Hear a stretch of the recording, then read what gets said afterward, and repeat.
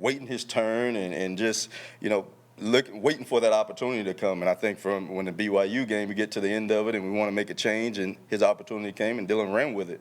And he gets, the starting nod this past week, and he does again, goes out there and proves that he can be the guy for this team. So I'm really proud of him, really excited for him moving forward. A lot of fans are confused about where he was on the depth chart and, the changes in quarterbacks Yep. throughout the season. What was he maybe not doing, or what did he grow to do Yeah. you saw over these weeks to put him in this position?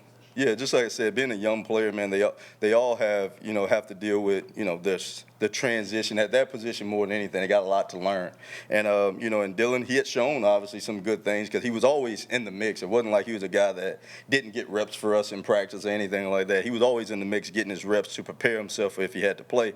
But there's always these things that you need more reps and you need to gain more confidence to be able to put yourself in position to run with the opportunity. And I think when Dylan got that opportunity, he had gotten himself to that point where he and his teammates and everyone in the coaching staff felt comfortable with him to do it. And, again, when he got it, he ran with it. So I'm proud of Dylan and where he is right now.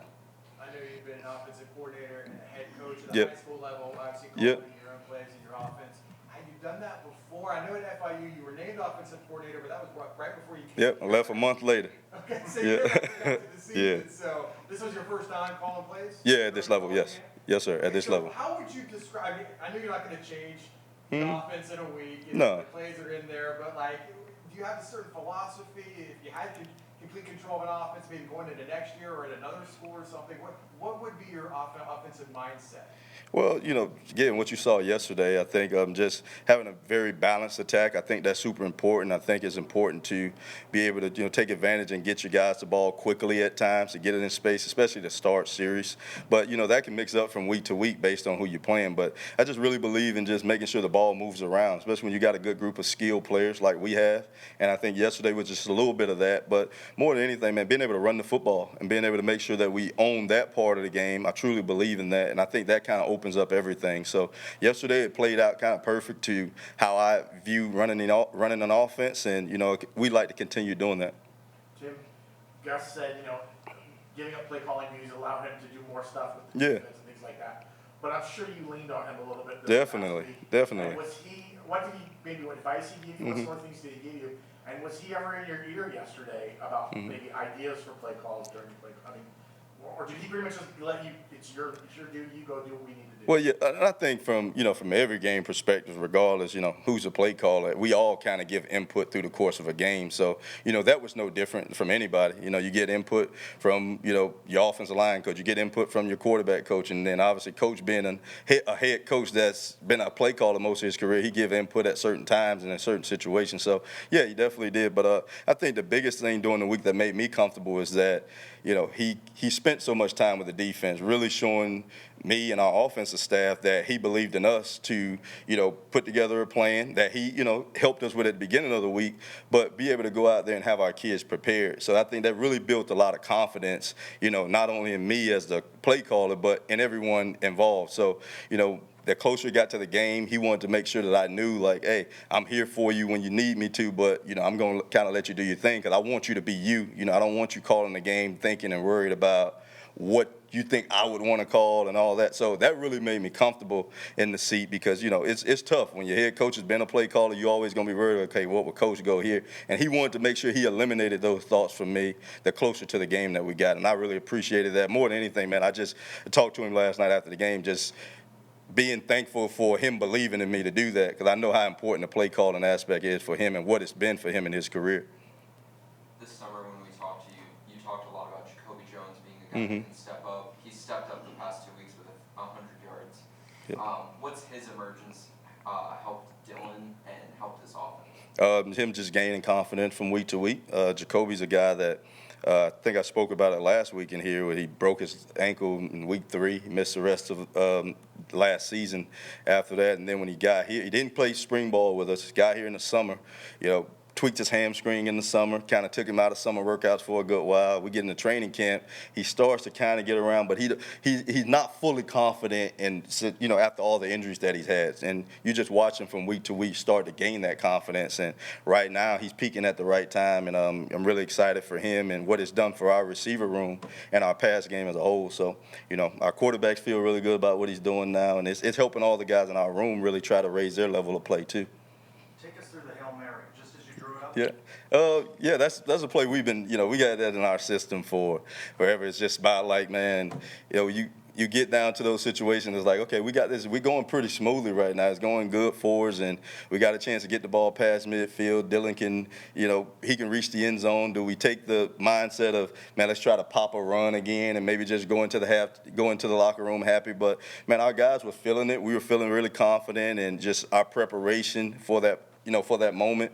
And, we wanted to give our guys a chance to go put another touchdown on the board. And, the percentages of it working out that way probably aren't very high, but, yesterday things were going in our corner. They went our way. So I was happy that Dylan, first of all, was able to get the ball off. And then, all of our guys being back there in the right spot and in the right position to be able to come down with it. And Randy did a great job of that. Do you like the way Dylan ran the ball? I did. I think he did a good job. You can look at, he did have the one big scramble that was on a huge play. It was a 3rd down and long, and we were kind of almost in that backed up territory.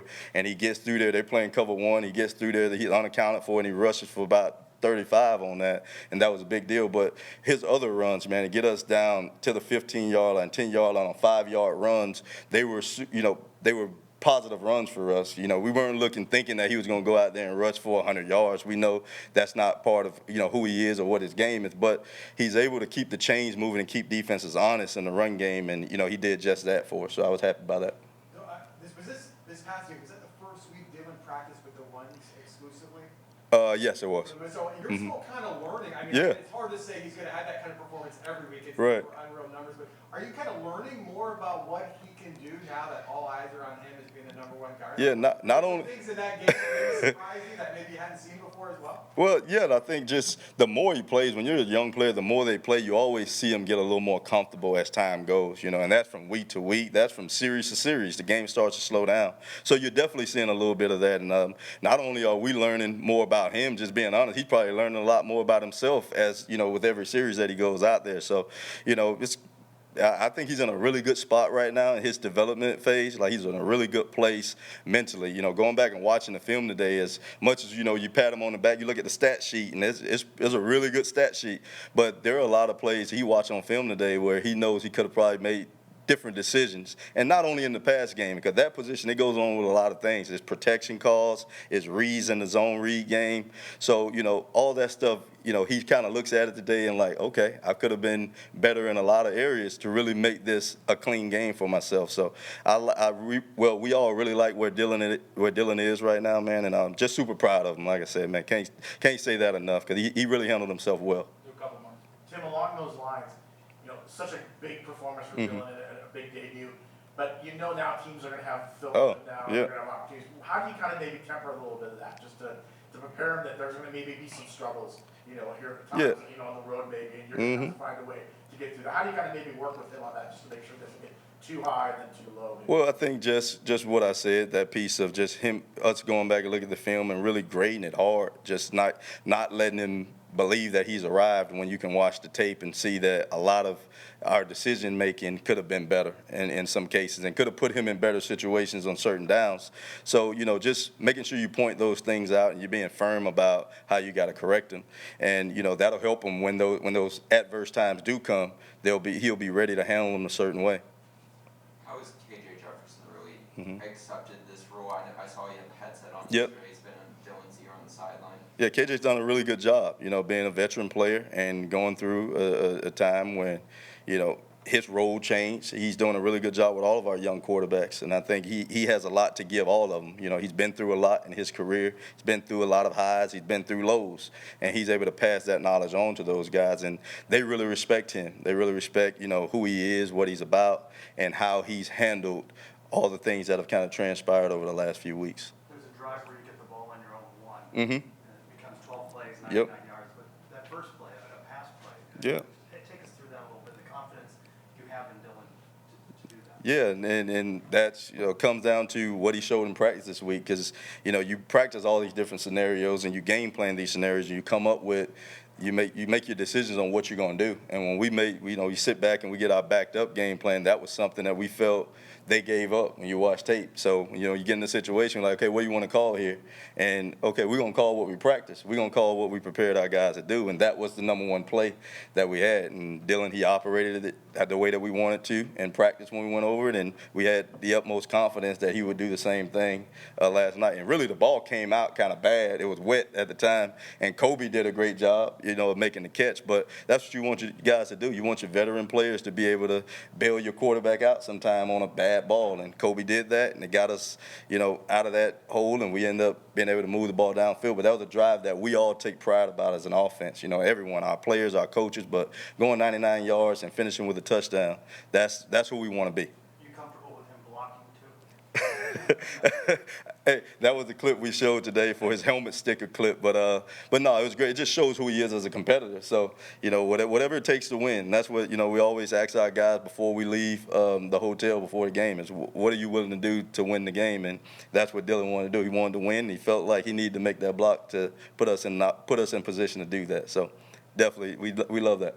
All right. Thanks, everybody. Thanks, Coach. Thank y'all. Appreciate it. Tough week for Gus. He had some tough decisions to make, and one of them was, letting go of Coach Roof and putting you back in charge of that defense. So just kind of what was the week like? Obviously, you've been in the same position the previous season. So what was the week like for you just getting ready, knowing you had the opportunity again to be defensive coordinator? If I could describe it in one word, I'd say long, because you just lose so much time not finding out till Monday, and having maybe 4 or 5 hours on Sunday to work on them, and then all Monday morning, and obviously with having coach let me know and having meetings with the players and people blowing your phone up, I really didn't get started on them until really Monday evening. And so they just kind of trickle on to each day, so it was some long nights, man. But it was good. All the guys really rallied around me. The coaching staff rallied around me, so it was a pretty fun deal.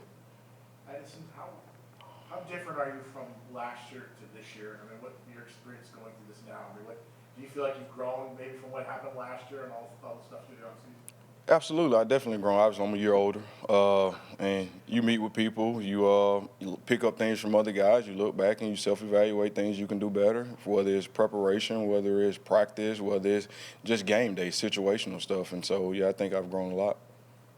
Obviously, there was a lot of criticism last year about the run defense. You guys give up 5 yards total on the run.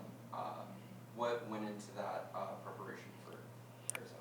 Well, first off, credit to our guys, man. They played their tails off. We dominated the line of scrimmage for the vast majority of the game, so credit to our players. And we really worked on the things that they were doing, not saying that we didn't work on it last year, because from a practice structure standpoint, it was very similar to what it was last year. We tweaked a couple different things later in the week to slow some things down versus trying to get reps, just especially the situational stuff, the third down stuff, the red zone stuff. We really slowed it down from what it used to be. But from a run fitting standpoint, we were very similar to what we were last year. Our guys just did a better job, and I put them in better situations and better calls at times too.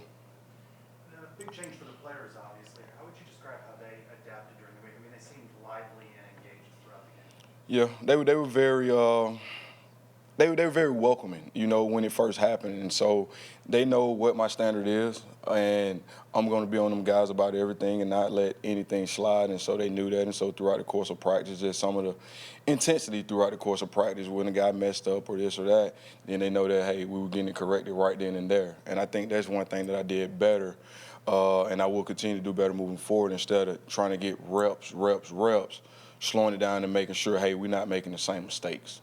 Who are some of the top performers that you identified from the film today? I guess you probably talked with the players who went over the game. I know there was some individual efforts to help stop the run and things like that. Who are some guys that really stood out to you with their performance? So the front seven played really, really well, all those guys. But if I had to say anybody that stood, I would say Ethan Barr probably played his best game of the season. He did a really, really good job of running the show and making the plays that he's supposed to make. And then the other guys, Malachi Lawrence, he's one that has not necessarily performed to the standard that we expect him to. But to see him go out there yesterday and get 2 sacks, I think that'd be a boost for his confidence as well down the stretch. You guys, for the first 8 games or so, there was the pressure was there, but it just wasn't able to get the sacks, the timely sacks. felt like on Saturday you guys were able to do that. You got some great big sacks on third downs to really kind of stop drives of them. How pleased were you with the pressure you guys were able to put on Arizona's quarterback, and do you think that's something you guys can really improve on over the next couple of years? Yeah, anytime you have four sacks, you're pretty pleased with it. But I do think we left some out there. And one thing we've been talking about is just pocket awareness, collapsing the pocket. And our interior guys, Ricky Lee and Matt Alexander, did a heck of a job collapsing the pocket where he couldn't necessarily step up, as we've seen the last few weeks, quarterbacks escaping up the middle. And we weren't perfect by any chance. We still got room to grow there, but they did a better job there. And then our ends just collapsing it from the outside in. And a couple of those times we got our outside arm in it, and he was able to get out the pocket. But I think the effort once he got out the pocket was a lot better. Those guys chasing him down where the quarterback couldn't set and stop his feet, and we were still making him make errant throws or either just running out of bounds. The last 2 weeks you've had injuries in the back end. You've had to rely on Chasen Johnson as a freshman. What have you seen from him this year to give you the confidence? Chasen was a guy, when he came in day one, he had the right mindset, and he's worked his tail off to be prepared for this moment. And Chasen was a guy in the spring, we knew that he would play for us at some point. Not sure how much he would play, but he's earned the right to play, and he'll continue to play. Is there a piece of advice or coaching technique you got from Coach Roof during the time you worked with him? Yeah, Coach Roof is a very, very smart dude, and schematically he brought a lot of good stuff to us, and just his preparation. He really preps and he really dives a lot deeper than some guys, and just his daily preparation and just seeing how he did it, how he saw things, how he broke things down is things that I was able to see, okay, hey, I like this, I don't like this, and continue to grow myself. Because like I stood up here and said last year when I first got the opportunity, I've always tried to prepare myself for that next job. And so I've been trying to prepare myself as a coordinator. And so I was a coordinator last year, and then obviously Coach Roof coming in this year, I didn't put my head down and pout about it. I was, open ears, open mind, and learn things from him, who's a guy that's done it for a long time. So obviously there was changes on offense as well. It seemed like offense and defense, you guys kind of fed off each other, especially early on with the turnover and then going right down there and scoring. I know you've known Coach Harris, I guess as long as obviously he's been here, you've been here too. So what's that relationship like with you and Coach Harris? Me and Coach Harris have a really good relationship, and obviously both of us being kind of thrust into this position on the same day. It was kind of crazy, but we kind of came together and like, look, man, we know that the guys are going to rally around us. We know that they're going to go out there and play hard. So let's give them the best possible plan that we can, and we'll be able to go out there and execute it. And it just worked out for us. You guys talked last night about, giving up play calling duties allowed him to spend more time with the defense. You said he spent a lot more time with the defense than he had all season long.